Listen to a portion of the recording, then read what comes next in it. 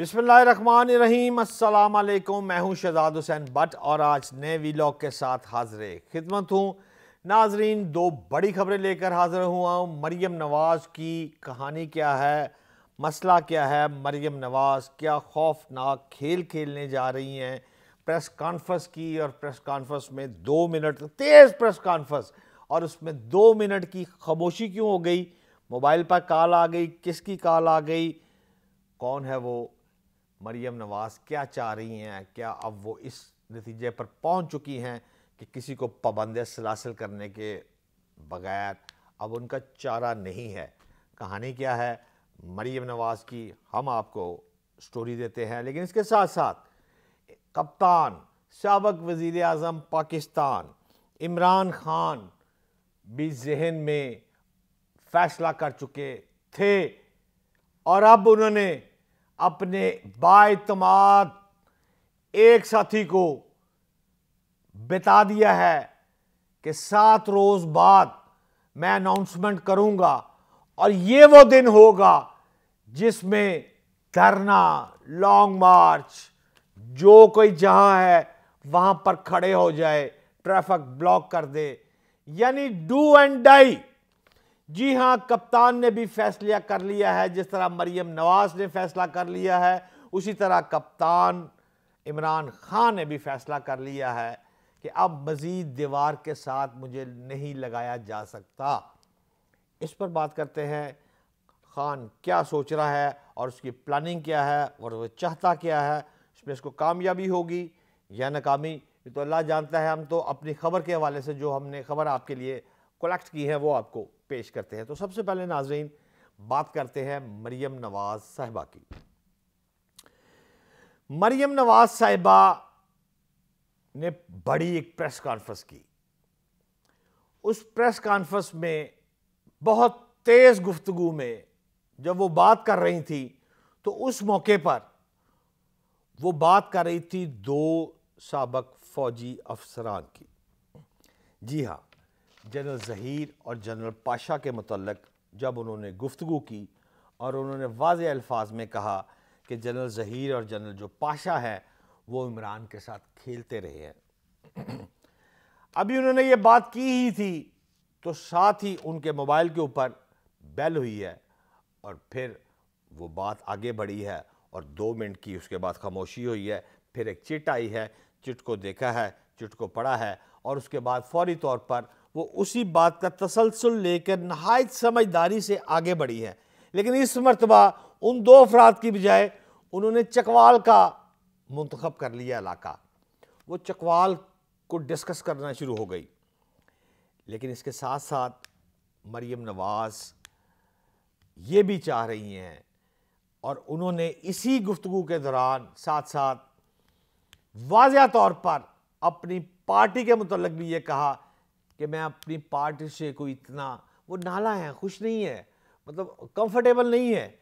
और वो इसलिए है, और उन्होंने राना सनाउल्लाह को मुखातब करते हुए भी ये लफ्ज़ कहा कि राना साहब क्यों दंदनाते हुए एक शख्स फिर रहा है इस्लामाबाद की सड़कों पर, क्यों पाबंद सलासल नहीं होता, वो लाडला होगा किसी का, वो हमारा तो लाडला नहीं है।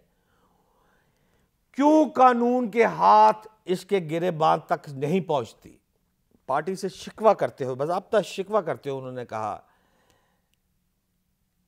कि जल्द से जल्द इमरान खान को उसके मंतकी अंजाम तक पहुंचाना राना सनाउल्लाह साहब आपकी जिम्मेदारी है।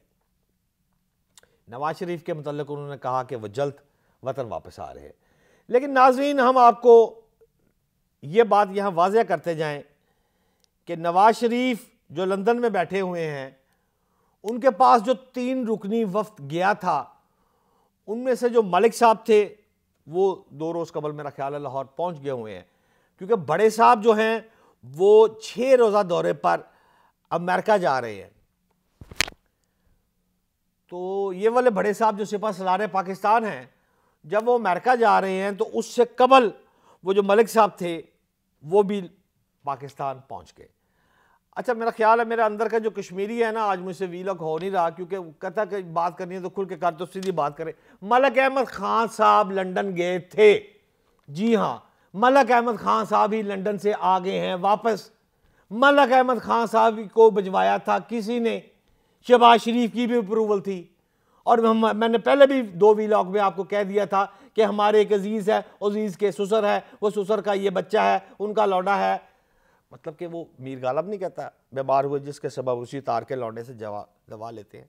तो मतलब उस सेंस में लौंडे के, शायद ये पार्लिमानी लफ्ज़ ना हो जो मैंने अभी कहा है, उनके काबिल एहतराम छोटे बच्चों जैसे, भाइयों जैसे उनके चाहने वाले में से है।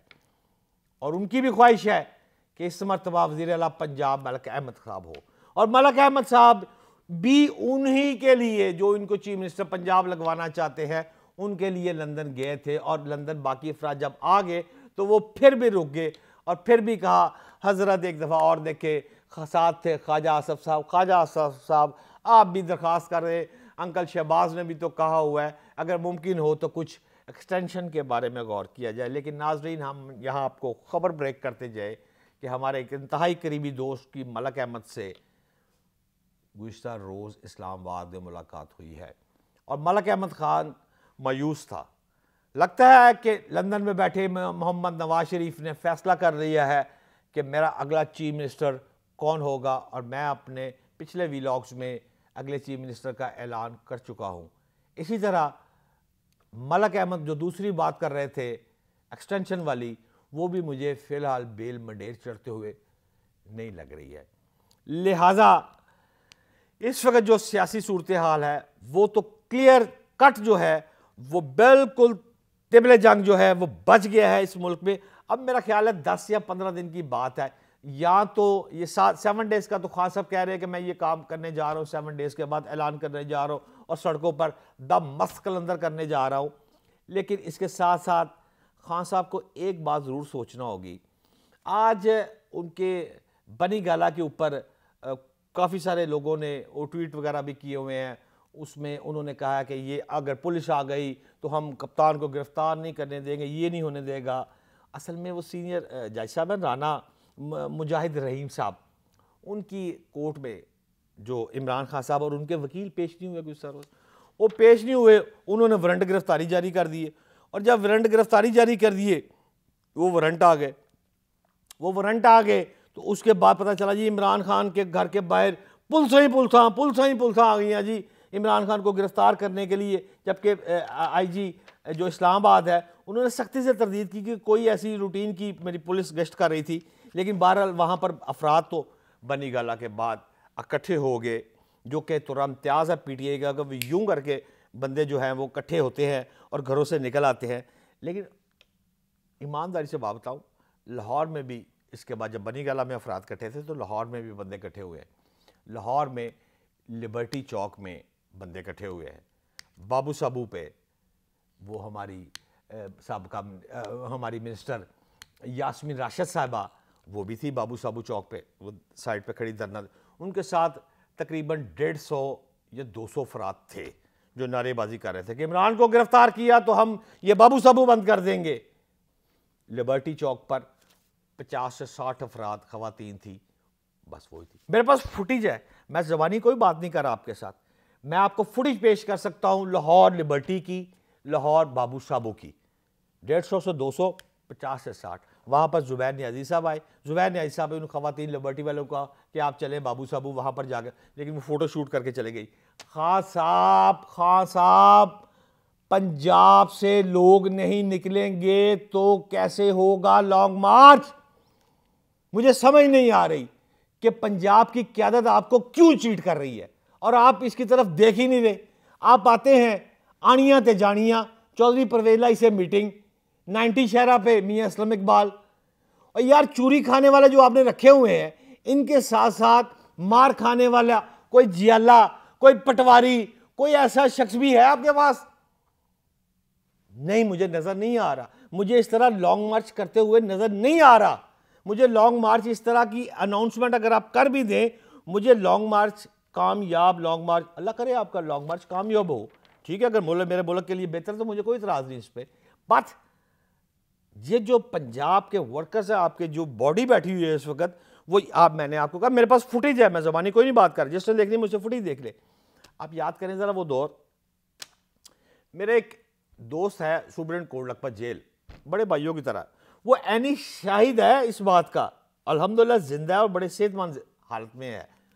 वो फरमाते हैं कि जब जुल्फ़िकार अली भुट्टो का आर्डर हुआ ना सजाए मौत का, तो पुलिस की बड़ी वैन में भुट्टो साहब तशरीफ़ लाए, पिछली सीट पर वो बैठे होते, और भुट्टो साहब ने उस ऑर्डर के बाद भी सूट पहना हुआ था। जब सूट पहना हुआ भुट्टो साहब आए तो वहाँ पर 5-7 अफराद उनकी गाड़ी के पास खड़े थे, तो उन्होंने बाहर मुंह निकाला भुट्टो साहब ने, और उन अफराद से मुखातब हुए और कहा कि मुझे बचाना है तो सड़कों पर निकल आओ, वरना मैं तो जा रहा हूं। उसके बाद पुलिस वैन अंदर चली गई जी, कोट लखपत जेल के अंदर चली गई थी। वक्त किसी का नहीं होता, अगर टीम सड़कों पर आई तो बल्ले भी बल्ले, अगर टीम सड़कों पर ना आई तो फिर अल्लाह करीम। लिहाजा कॉल देने से पहले अपनी टीम को, ख़ुसूसन पंजाब की टीम को, एक दफ़ा फिर चेक कर लें कि आप किसी भूल में ना हो, और वही ये बात को आपको पछताना पड़े कि सारा क्रेडिट ले जाए राना सनाउल्लाह को। मैंने तो पहले ही कहा था जी कि जो निकलेंगे तो तुम्हें तुन दूंगा, मैं ये कर दूंगा, वो कर दूंगा, क्रेडिट राना सनाउल्लाह ले जाए और गलती आपकी अपनी हो। नई खबरों के साथ फिर मुलाकात हो इंशाल्लाह होगी, तब तक के लिए इजाज़त दे। पाकिस्तान जिंदाबाद।